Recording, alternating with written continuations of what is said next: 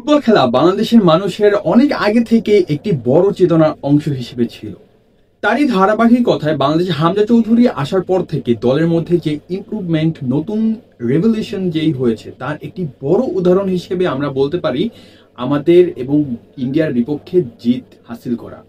আমি যদি এই বিজয়কে ঐতিহাসিক বিজয় হিসেবে আখ্যায়িত করি তাহলে কোনো দিক দিয়েও ভুল হবে না, কারণ ফিফা ওয়ার্ল্ড র্যাঙ্কিং অনুযায়ী ইন্ডিয়া ফুটবল টিমের পজিশন হচ্ছে 136তম, যেখানে বাংলাদেশের পজিশন হচ্ছে 183তম।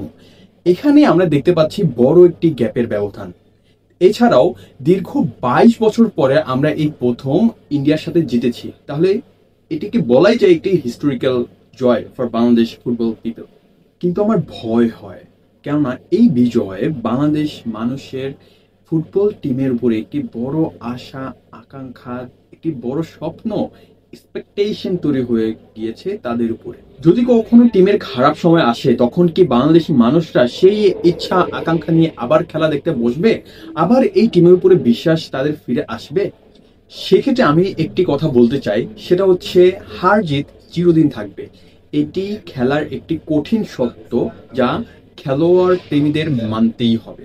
আর যারা এই টিমের অন্ধকার সময়, পারফরমেন্স খারাপের সময় চুপ করে মাথা নিচের দিকে এসে যাওয়ার সময় পাশে থাকবে, তারাই আসল রিয়েল ফুটবল লাভার। তারাই হচ্ছে বিজয় আসল ভাগিদার এনজয় করার জন্য। So best of luck Bangladesh football team, তোমাদের এই হিস্ট্রিক্যাল বিজয়ের জন্য।